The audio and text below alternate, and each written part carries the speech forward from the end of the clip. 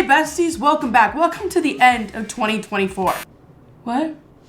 Welcome to March of 2024. 2024 has been off to a bang for a lot of people, but for some other people, like me, maybe it hasn't totally been the best year ever. And you know what? That's okay, because we're making it and we have each other. I decided to jump on the interwebs and ask some celebrities for advice. See, I first started on CAMEO and I found some celebrities on there to ask advice, some that I knew. A lot literally declined my request, so maybe they're having the same kind of year. And then some friends I said, hey, give me advice, please. And they did. So nice. So maybe their advice will help me, maybe it'll help you, but hey, don't be an asshole. Do you know what an asshole is? Someone who asks for advice and then just doesn't take it at all. I'm not one of those. Don't be one of those. So first I went to CAMEO and I tried a lot of people. First I had tried Bam Margera. That just like fully was expired. He didn't even acknowledge. Next up was Freddie Prinze Jr., which I thought was iconic, and that was declined. The Biatch was like, what? And I was like, later. But then I found my favorite person ever, and I am so excited for this and to watch it with you guys, and I might cry and I might fall over. Steve Wilkos. Oh my God, okay, it's happening. He is a man, and he's the man that cares. So I asked him, what is the best piece of advice that you've been given that you could give me, and what is your favorite book? I love books. Reading books helps with depression. So let's see what Steve had to say. Oh my God, I'm gonna poo my pants. Hey Selena, Steve Wilkos here. And I just want to say thank you for being a huge fan of mine. Huge. I really appreciate that. I just want to give you a little idea where I'm at. I'm in Arizona. I'm in Sedona. So you get a cameo with the little. Okay, pause. I feel like I'm getting special treatment right now. We're in Arizona. We got to take I feel like Steve Wilkos is gonna give the best advice ever. You're asking what's the best piece of advice that I've been told, and really the best piece of advice. I'm guessing that you're a younger person, so I would say that the best advice is always to be up and doing things and never turning things down. So like people like to tell me all the time, oh, you're lucky you went from being a policeman to getting your own TV show. Well, it wasn't just luck that did it. Luck didn't find me laying on my couch doing, watching TV, laying around doing nothing all the time. When I was a policeman, I took all kinds of side jobs. I hustled. One of my buddies knew that I took all kinds of side jobs, asked me to work on the Jerry Springer show. I said, of course, yeah, I'll be there. That led to me being there and them asking me, hey, can you do this, do that? And I did everything they asked me to. So that eventually led me to getting my own talk show and having a lot of success in my life. So that's the advice that I would give. Always don't turn things down, make a lot of connections, and that'll open, doors for your future. It's one of my favorite books. One is Manhunter, which is the story of hunting down John Wilkes Booth, who killed Abraham Lincoln. And I also love Grapes of Wrath.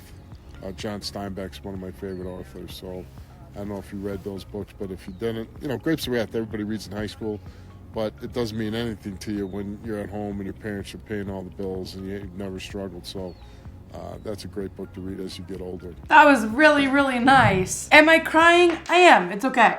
It took me back to kind of the beginning of my career. So back in the beginning of all of this, 2016, I had a podcast, The Haunted Estate, which kind of went on hiatus last year, which kind of goes along with this. But in the beginning of my career, I was so hungry for it, and I was proving everybody wrong because there was a million people in my background. Adam was kind of one of the only ones who was like, yeah, keep going, show them what you can do, because a lot of people are like, you're playing, you're wasting time, get a real job, do this. I was looking for experiences, I was looking for interviews, I was looking for premieres. I wanted to go everywhere. Someone was like, do you want to do this? I was like, yes, let's go, let's do it. And then once, sleepwalking hit and the dad jokes hit, everything just flew up. And it was the first time in my life when I was turning down opportunities because so much was going on and I was getting overwhelmed and I was getting nervous, and people started commenting on things that I was saying. And then it takes us kind of to now where it's the opposite effect of where there's just a lot going on in my life, and I want so badly to take on these different experiences, maybe opportunities that I would have gotten a year ago that maybe I wouldn't get now. And my life is just in this place where I'm not able to be as hungry for it as I want to, and that's that's probably the hardest part of my job right now is I'm getting an email to show up at a premiere in LA in 4 days, but my dog is chemo and I can't go, and I choose her over anything. But I feel like that is such an important piece of advice. I've lost so many people that I went to school with, and I live in a small town that's kind of a Bermuda Triangle in a way, where a lot of people were failure to launch. So many people got out, and I don't even know where they are now, and that's amazing. But I've seen what he says so many times, where when people say you're so lucky this happened and stuff, I literally worked 28 hours a day for 3 years to get where I am. I just wish everybody had the same hunger. Yeah. Next up, we have Melissa Joan Hart. So if you guys didn't know this, last year I was in a movie for approximately 1 entire minute, maybe two and a half minutes. It was called Would You Kill For Me? The Mary Bailey Story. It's on Amazon Prime. And it was incredible. I remember sending in the audition. They had reached out to me. They wanted me for the role. I did the audition. They said, we love ya. And I said, who's in the movie? And the first names they said blew me off my rocker there. First was Melissa Joan Hart, Sabrina the Teenage Witch. I've got to get better at this magic. And then Olivia Scriven from Degrassi, which is my favorite. If you're Canadian, you know, it's kind of like Canada's version of Euphoria. But I put in a cameo request to Melissa. I didn't know if she was gonna send one back. She's a super busy lady, but we got one. So let's see what Melissa has to say. I see her face. This is incredible. Hi, Selena. Melissa here from the movie that we did together. The first thing you need to do is find an agent or manager. Find somebody locally, hopefully. If you're young, maybe join the drama club at your school or musical theater, or in any town you could find a theater club. I think starting in theater is a great way to start acting. And just figure out some chops, figure out if you like it, that kind of thing. So joining a local theater group would be awesome. Finding an agent and manager is really key, because then they'll be able to guide you and tell you kind of how to break in. Usually you would do like a photograph session where you'd get headshots, and then they would start sending out your photo and resume to different gigs to get you auditions. But the one thing I can tell you, the biggest advice, is never pay anyone until you get paid. So you should never pay anyone a fee up front, except for maybe if you're doing headshots. That's different. You should pay a photographer to do your headshots. But you do not pay an agent or manager until you get paid. And after that, it's 10 to 15%. So once you get paid, they get their percentage. So they have to work for you to get the job. That's how it works. So I hope that helps, and I tell everyone to break a leg. Mwah. So that was amazing. I feel like Melissa's such a wealth of information, because she's been doing this since she was like a kid, which is crazy. And I just love everything. I remember when I first got there, some BTS here. They took me to where everybody was having dinner. So we were up in Ottawa, and I got there, I was on set. I wanted to meet everybody, and they said, we're gonna eat food. So I knew a role was coming up. I hadn't been to hair and makeup. They're like, let's go to dinner. It was literally someone's garage attached to their house. We go in there, we're going along the buffet. I sit down. Who walks in? Melissa Joan Hart and Olivia. She sat there and we talked, and I almost died. And then I filmed my first scene that night. We didn't like go over it or anything. We just were like, okay, we don't have a lot of time, boom, boom, roll. And we went and we shot it in like 40 minutes, and it felt, man, it felt natural. I was so terrified. This was back when I was going through the Ozempic stuff. It was the scariest time of my life. But it's like everything in my head turned off. And I'm gonna be honest with you, I'm manifesting it. I really think somebody should take a chance on me in the acting world. I have dreamt that I've won an Oscar about 50 times. And I just feel like it's gonna happen one day. And I don't think I'm silly, because I believe it, and I have made crazier things come true. So if you're out there and you're casting something, you need a chunky funky monkey? I'm kidding, I can be super serious. But yeah, if you guys are wanting to get in the industry, never pay someone to get you there. Get a manager, get an agent, which can be really hard. It's another BTS. I couldn't get management until I was around 11 million followers on TikTok. Nobody would take a chance on me in those beginning days of TikTok, but I am so lucky for my manager, Frankie.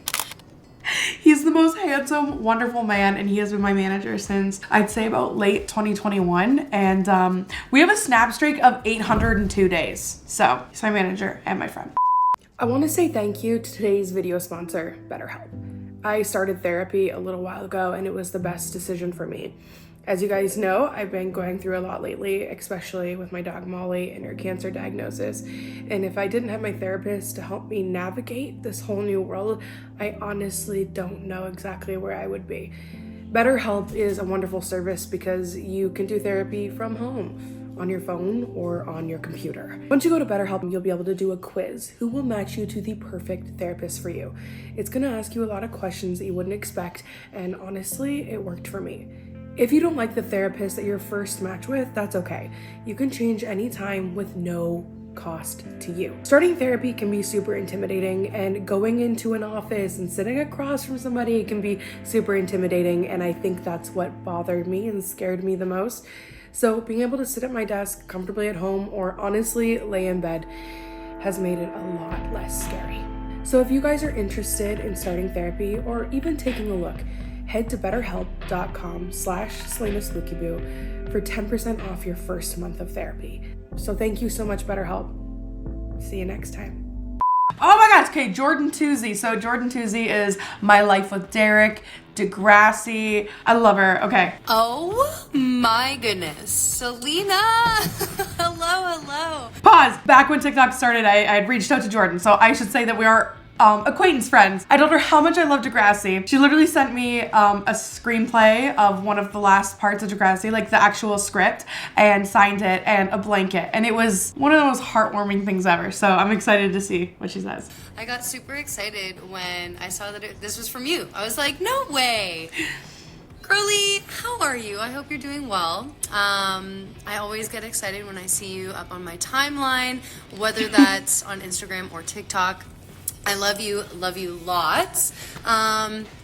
Okay, like advice-wise, that's such like a hard question. It is. But I'd say like the biggest thing that I live by is it is not my duty to judge. It is my greatest accomplishment to love. And so my whole goal is to love more than I judge, love more than I condemn. And not only is that like, yes, externally, outwardly to people and animals and things around me, but also internally. I do my best not to negatively judge myself and to love myself. So in all ways, I think that's like just, I don't know, it's my greatest accomplishment is to just love and spread more love. So I know it's like pretty generic, but I truthfully think that's the best advice that I am constantly reminding myself of.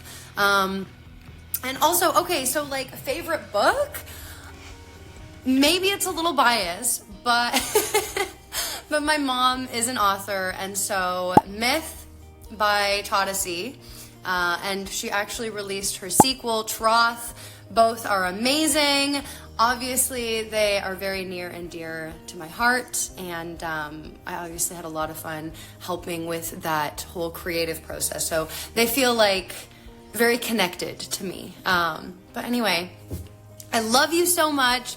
You're amazing. I'm sending you all of the good energy, all the love, all the light. You're the best. And if somebody tells you you're not, just get that shit out your life. You don't need it. You're just gonna have to take my word for it. You're amazing. Love you. That was really sweet, and I really like that piece of advice. I find myself sometimes getting into like a really negative headspace, and I think we all do that. And I feel like it follows along like judging. I heard this really great quote that said, comparison is the thief of joy. So we judge people, we compare ourselves to each other. I feel like they kind of fall into the same thing. I feel like we judge people the hardest that remind us of ourselves. But choosing to love instead of judging, and that can be a hard feat, if you know what I mean. When my uncle first got sick, he'd made some bad choices, and I spent a long time harshly judging him, a big part of my life, for the things that he had done. And it wasn't until, I watched him come undone as a person a little bit that I saw some of the reasons for why he may have done these things. And I was able to love him in a different way. Okay, next up. This is probably one of the most famous men in the whole entire world. I'm nervous. I'm excited to open this with you guys. I might throw up, okay? Here we go. Well, Selena Spooky Boo. Hi, Santa. Oh, my sweet Selena. I haven't been this excited to do a cameo in, well, since last week. I've been given a ton of advice over the years, and like myself, attending to lead a seminar on healthy eating. Consider the source. But a few good pieces of advice come to mind. Never rat on your friends and always keep your mouth shut. No, wait. That was Goodfellas. Seriously though, the best advice I ever got was from my great-grandmother. She told me, always save a little bit of love for yourself, because if you can't love yourself, who can you? Oh, yes. I always took that to mean that we can only give to other people what we already possess. Sound advice. I've read a lot of books, and when I'm not reading yours, I find myself with a very narrow list that I like to read again and again. My favorite book of all time is The Hobbit. And The of Hobbit. course, the Lord of the Rings trilogy, with the Two Towers being my personal favorite. And if what we read says an awful lot about who we are, well then, I guess I'm caught up in a tale of struggle and adventure. And after all, aren't we responsible for our own happiness in the end? Love you so much and appreciate this opportunity to take up some of your precious time. And with that, I'm off to the toy factory to continue making the nice children of the world a Christmas toy. Now, I'll be at your house this Christmas Eve, so please don't forget my milk and cookies. I won't. My favorites are sugar cookies, shaped like a Christmas tree. But, as you can plainly see, Santa never met a cookie he didn't like. Same. Be good, Selena Spooky Boo, and I'll see you on Christmas Eve. Well, I'll see you, but you won't see me. Be good, Selena. I love that. It takes you back, to RuPaul's Drag Race. How the hell are you going to love someone? Wait. Oh no. If you don't love yourself, how in the hell are you supposed to love somebody else? So, yeah, when it comes down to the end of the day, being kind to yourself and the energy that you put into yourself is what you're going to reflect onto others. And when you don't like yourself, others can tell. I feel like all this advice has been really good. Not being kind to yourself is the biggest disservice you can do to yourself. There's one person in the world that you will always have to depend on no matter what, and that is yourself. We treat people around us with so much love and so much care, and 99% of ourselves forget to do that for ourselves. And that is crazy. So Santa, that was a beautiful piece of advice. Oh my gosh. So have you watched my 1,000-Pound Sisters or my 600-Pound Life? You have. So there is a doctor named Dr. Now. He is something else. Just Before I answer had the that question, okay? Do you look like you're malnourished? He is on CAMEO. I told him that I weighed 185 pounds. I told him how tall I was. I told him that I had type 2 diabetes. And I asked him to tell me to lose weight. I thought that it would be funny. I did open this one last night when it came in because I was really excited. He did not give me advice in general, but gave me advice about losing weight. Okay, here we go. Hello, how y'all doing? Hi, Selena. I hope you're doing well and staying safe. Selena, I want to thank you for being a fan and follow up, and that means a lot, and hopefully watching the show. And I'm hoping that watching the show will motivate you to stay healthy and take care of yourself, because you're 190 pounds and you only 5'3", and you should be 130 to 140 pounds. And I will never be 130 pounds. And you have also high blood pressure. So this is not a good setup for you. So I want you to stick with the healthy eating habit. You eat 2 or 3 times a day with low carb. Eliminate carb out of your diet. No snacking between the meals. And you do a daily exercise. And you take some vitamin. And try to lose 8 to 10 pounds each month. And set a goal for you, not only for your weight, also for your life. And make a goal every week, every month, and follow those goals and stick with that. Motivate yourself and stay healthy. So I wish you the best of luck, Selena. Take care of yourself, and thank you for being a fan. And watch your diet and get your weight down. Lose about 8 to 10 pounds each month. Okay, that was something else. Before the comments come that are like, you're fine the way you are. I'm not. I love big, beautiful women and men and anyone across the board. Unfortunately for me, my frame is too small for what I am carrying, and I currently am living with some extreme health scares, things that I haven't completely spoken on yet because I'm still waiting for some results on things, but a lot of it will be solved. I have a lot of different underlying conditions that if I was at a different weight, my body would not have to work so hard. There are a lot of people out there who can be perfectly healthy and larger, and to those people, I love them. I wish you love and light, but unfortunately for me, I'm content with how I look, but it's not working for me sticking around. And for the first time, I want to live. I want to be here. Okay? I'm having a great time. Why does it work that way? When you're young and you're like, I don't want to be here. You're perfectly healthy, and then you get a little bit older and it's like, guess what? Okay, next up, Glitter Paris. Okay, this woman is very viral on TikTok, mainly right now for this sound. And if people want to call me a slut or say I look like a slut, it doesn't matter because I don't give a f what people think about me, and you shouldn't care either. You're probably gonna recognize her immediately. I'm really excited. Oh my God, Selena Spooky Boo. I don't even know if this is real or not. Hi, this Glitter Paris. Oh my gosh.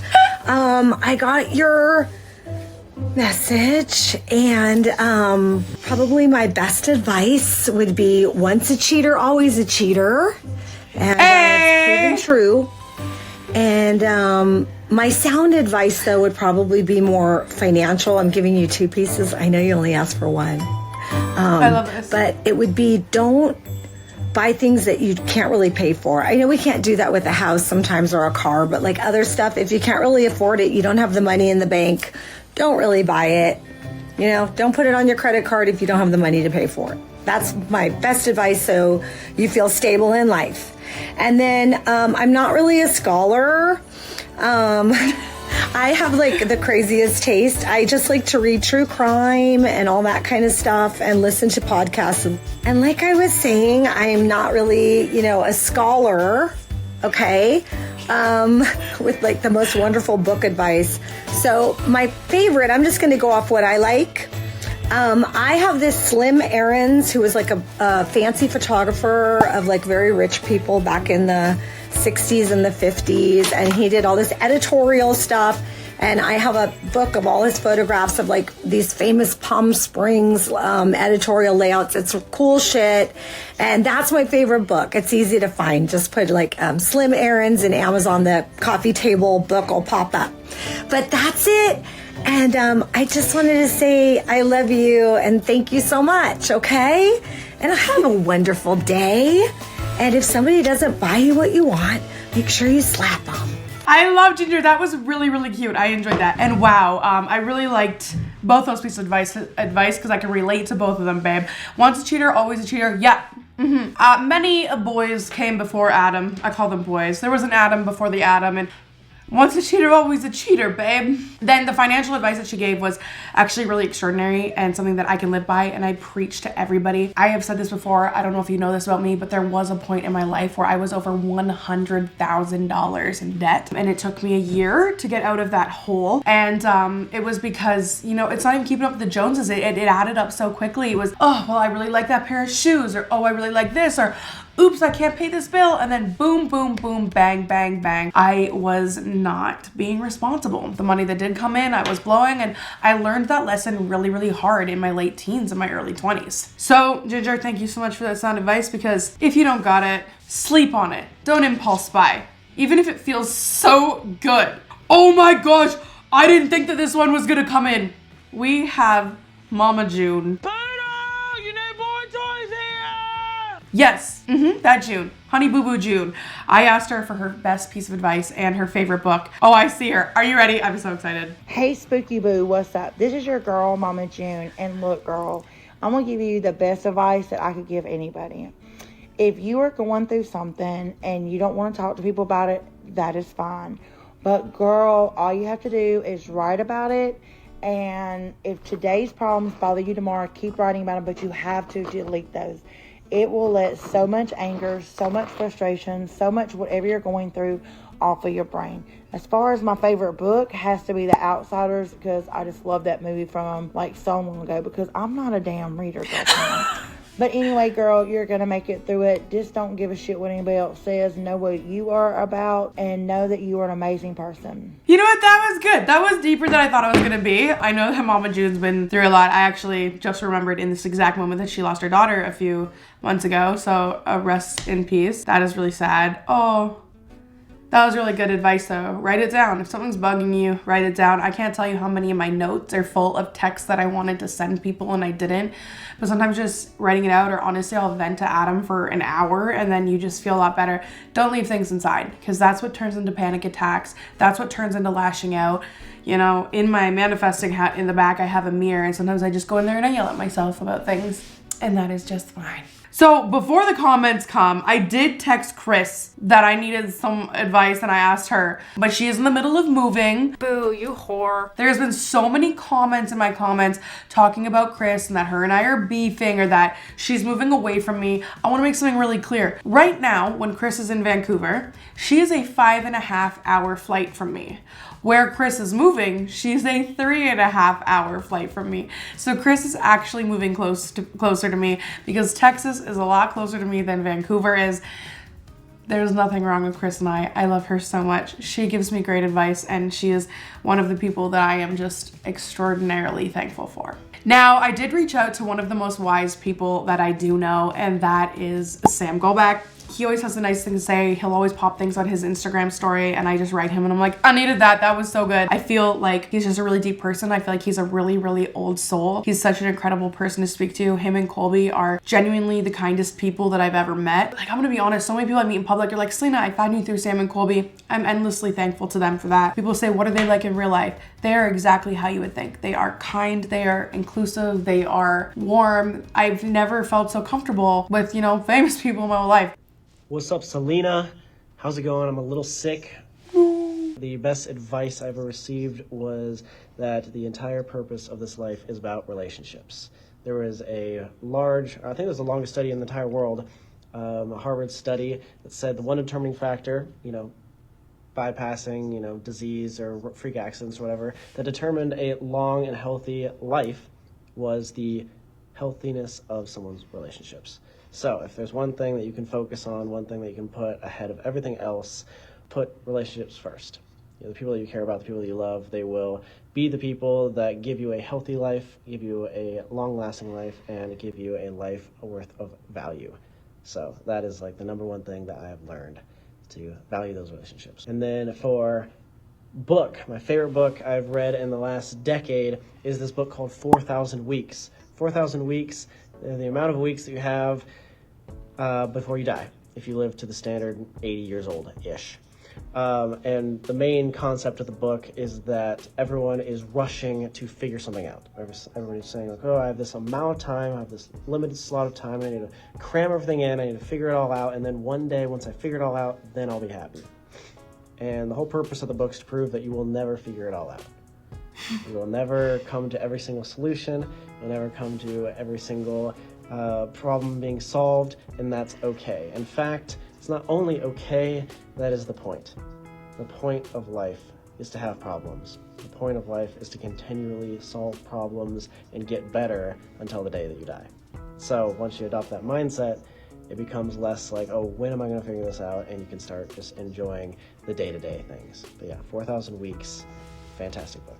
That was absolutely fantastic. I really love the advice that he gave. I think I've seen both ends of that spectrum. With, I speak about my uncle who has dementia. He lived a very solitary life, and he now has dementia at this really young age and has had to navigate throughout his whole entire life kind of without a spouse or children or anything like that. And I've seen him, if you know what I mean. I take a lot from what Sam says, and he really executes it in his real life. They're the kindest people that I've ever met, Sam and Colby, and they're one of the few people who's put up with me, if I can say that. I've had a lot of health stuffs.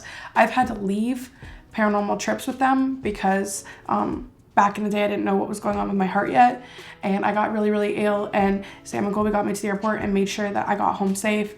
I've not been able to come on full ghost hunts with them for like 2 different locations because my health hasn't been in the best, and they have never judged me for it. They've always invited me back, and they've checked in on me. I'm gonna cry. But I'm thankful for that, because in this industry, a lot of people move really fast and a lot of people forget about you, and that's the truth. And Sam and Colby and Chris and Kelsey are all people who check in with me all the time, and I will be forever grateful for them because they are helping me live that long and happy life.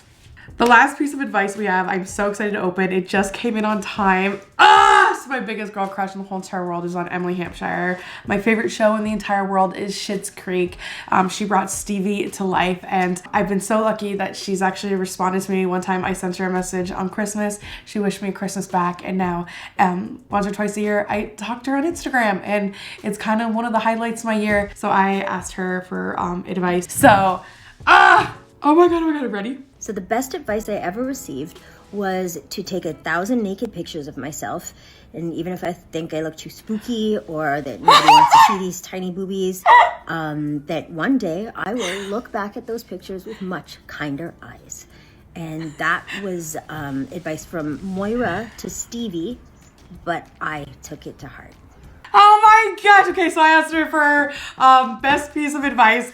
And if you don't know, if you live under a freaking rock, that is a stunning quote, went viral on TikTok from Moira to Stevie on Schitt's Creek. A huge thank you to Emily for sending that. That was extraordinary. Thank you to everybody who participated and sent some advice. I know that I feel a little bit better. A fun project I want to tell you guys I'm working on. I am working on a poetry book, and my hope is that once this poetry book is done and it is out in the world, I'm going to be creating an audio experience to go behind it, which will obviously be released on Audible. But I think it will be next level, and I hope that you guys will find peace in these poems the way that I have. I'm putting a really big piece of myself out there that I never thought that I would.